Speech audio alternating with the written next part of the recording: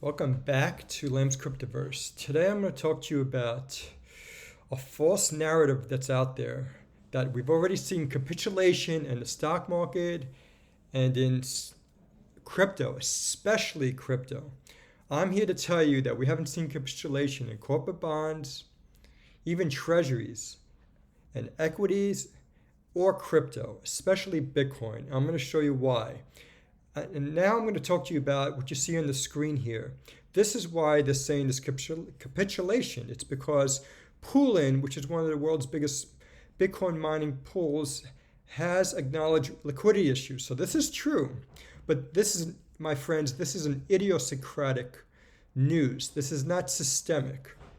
Let's just talk about Poolin. Poolin is this pink one here. It's got 10% market share over the last year. But because of what's going on recently with its liquidity crisis, you could see that its market share has gone down to 3.2%. Where is that? Right here, 3.2%. It's in the green. So there's been a huge decline in market share. However, I'm telling you that this is just an idiosyncratic news. So this is a company event type of news. It's not capitulation. And I'm going to show you some other reasons why.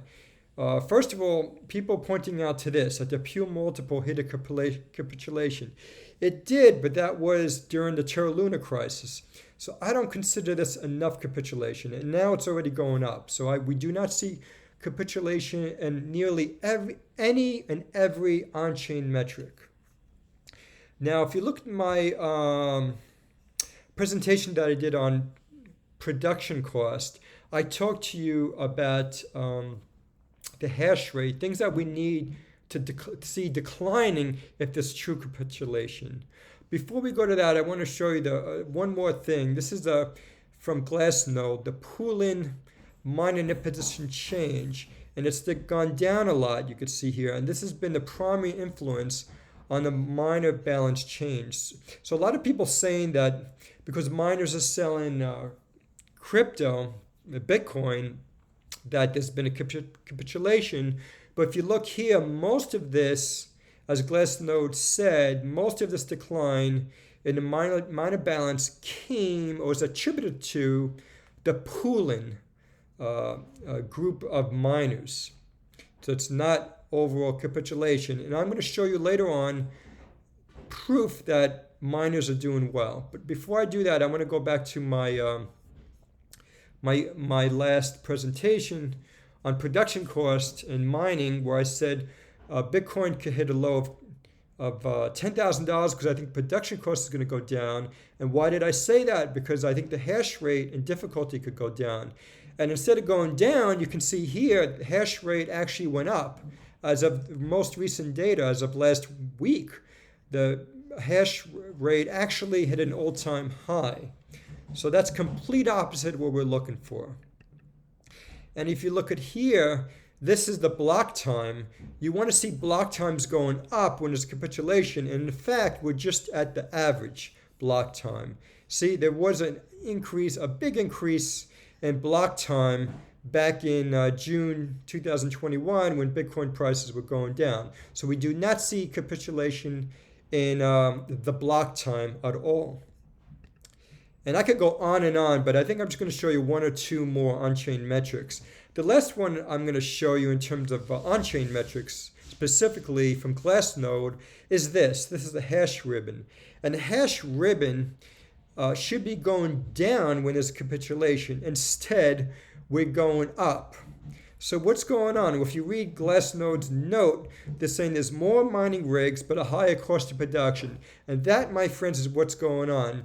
We've got all these publicly traded companies on the equity, New York Stock Exchange, NASDAQ, that have financial flexibility, and they're issuing debt and equity. And with that money and with that cash flow, what they're doing is they're putting the next greatest bleeding edge technologies. In other words, they're buying Antminer's ASIC rigs, and they're deploying them at a rapid pace.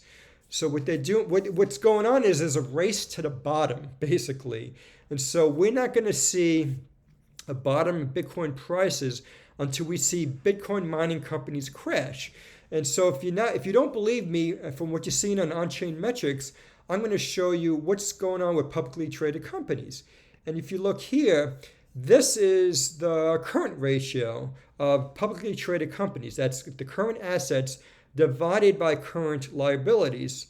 And for the most part, they're all above 1, meaning that they have financial flexibility and have Bitcoin and cash on their balance sheets so they can fund themselves, so they are not in financial distress.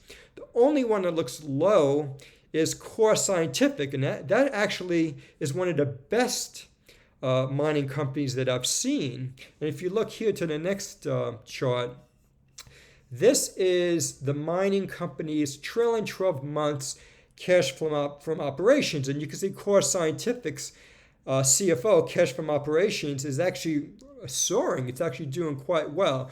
So even though Core Scientific has a low current assets to liabilities or current ratio of 1, it has positive cash flow from operations. So I don't see any problems here with the financial statements of mining companies. I mean, we could spend more time on this, but I already looked at the balance sheets and cash flow from operations and financial statements, income statements, and I don't see any indication that we're seeing a financial distress or financial crisis amongst Bitcoin mining companies.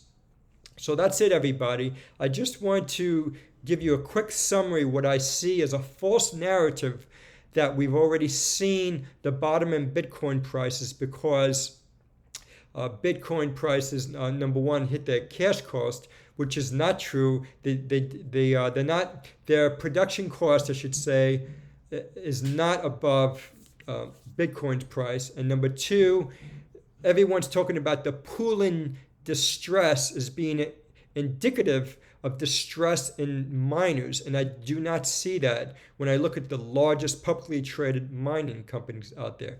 And lastly, number three, if you look at the hash rate, I didn't talk about difficulty, but both the difficulty and hash rate are at an all-time high.